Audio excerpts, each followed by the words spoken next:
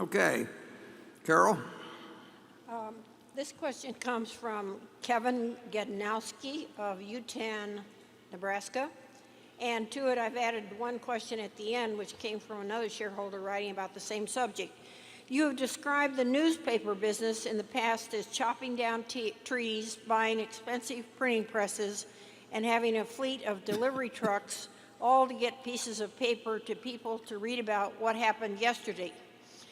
You constantly mention the importance of future intrinsic value in evaluating a business or company. With all of the new options available in today's social media and the speculation of the demise of the newspaper media, why buy the Omaha World Herald?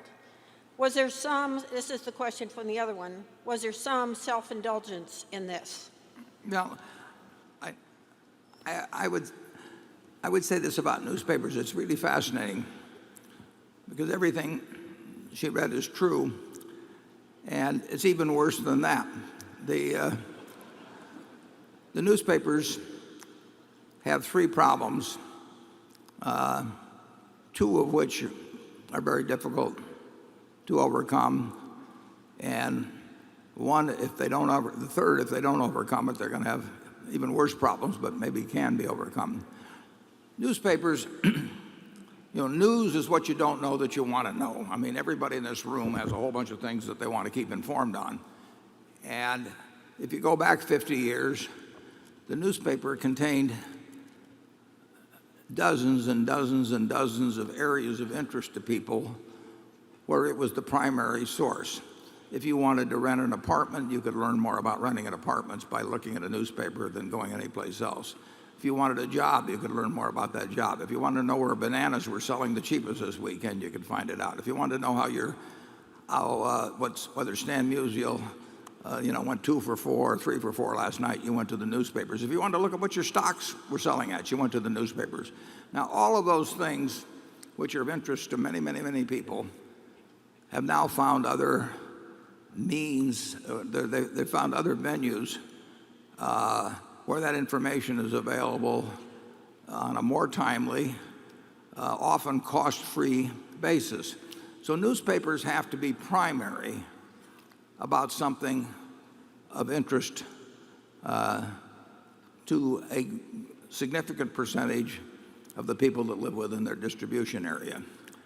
And there were so many areas where they were primary 30 or 40 years ago that you could buy a newspaper and only use a small portion of it, and it still was valuable to you. But now, you don't use a newspaper to look for stock prices. You get them instantly off the computer. You don't look for the newspapers for apartments to rent in many cases, or jobs to find, or the price of bananas, or what happened in the NFL yesterday. So they've lost primacy in all of these areas that were important. They still are primary in a great many areas. The World Herald tells me every day a lot of things that I want to know that I can't find someplace else. They don't tell me as many things as they did 20 or 30 or 40 years ago that I want to know, but they still tell me some things that I can't find out elsewhere. Most of those items, overwhelmingly those items, are going to be local. They're not going to tell me a lot about Afghanistan or something of the sort that I want to know but I don't know. I'm going to get that through other medium.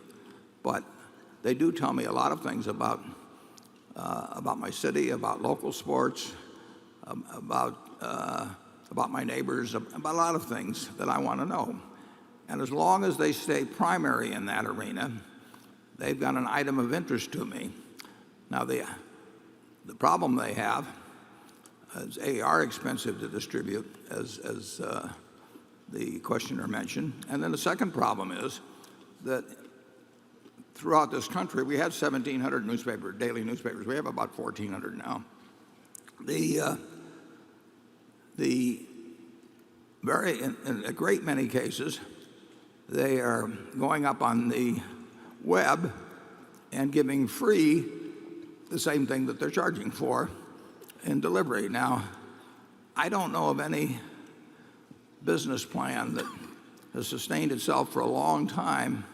Maybe you can think of, maybe Charlie can think of one, but that is charged significantly in one version and offers the same version free to people that had a business model that would work over time. And lately, in the last year even, many newspapers have experimented with and to some extent succeeded in those experiments in getting paid for what they were giving away on the net that otherwise they were trying to charge for in terms of delivery. I think there is a future for newspapers that exist in an area where there's a sense of community, where people actually care about their schools and they care about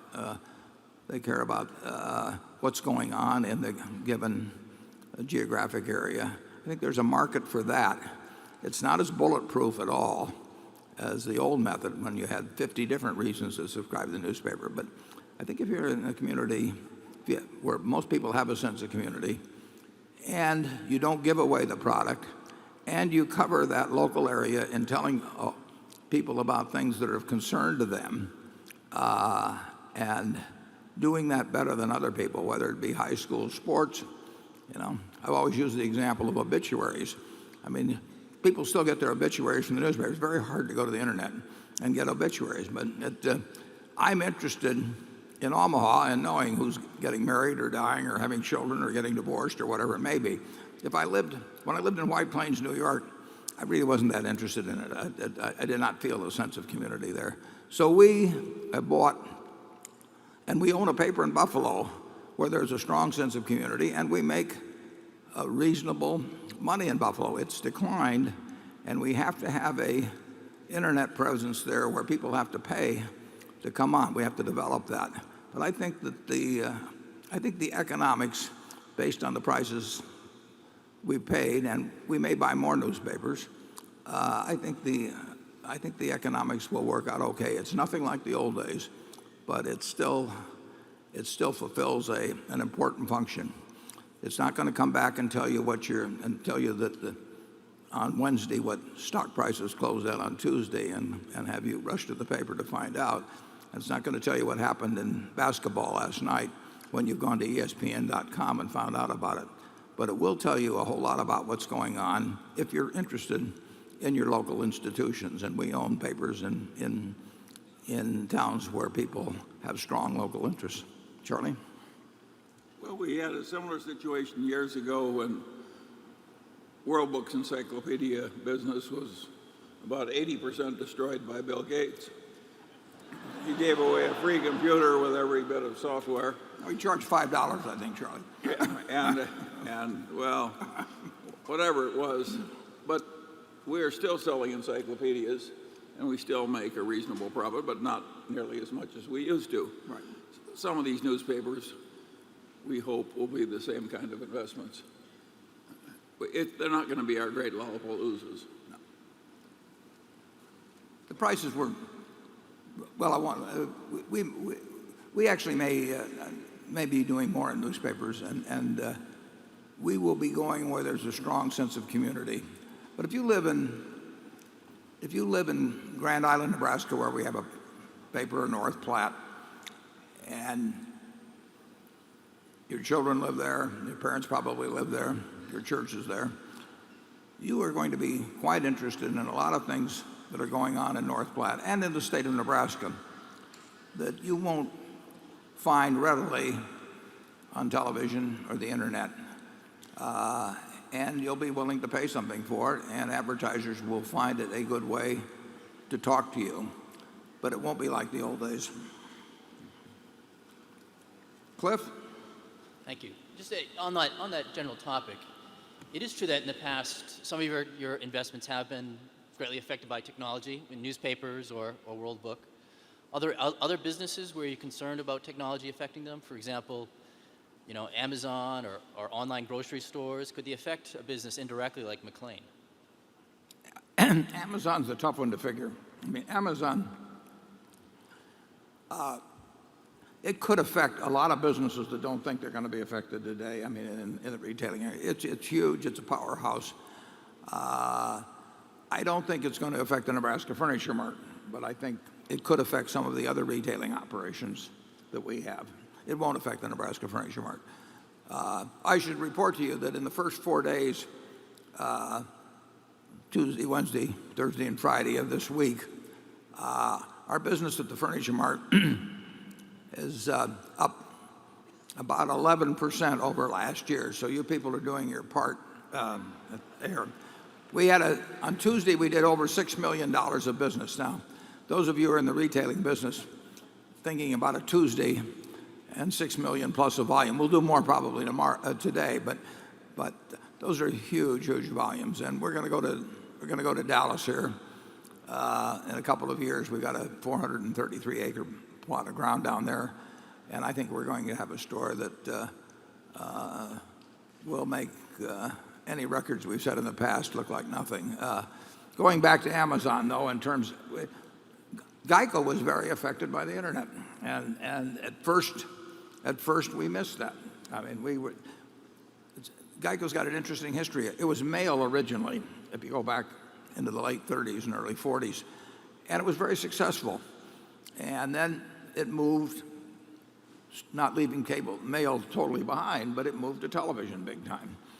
And then the internet came along, and I thought originally that only young people would look for quotes on the internet, and that, I mean, I never would have done it. I would have been calling on a rotary dial phone, and saying, well, they said number please first to get my quote on Geico forever. But it just changed dramatically, to the internet. So things do change very significantly, and if the consumer finds something that they like to do better in some new way, and Amazon has been an incredible success. It's very hard to find people who have done business with Amazon that are unhappy about the transaction. They have happy customers, and a business that has millions and millions of happy customers can introduce them to new items, and then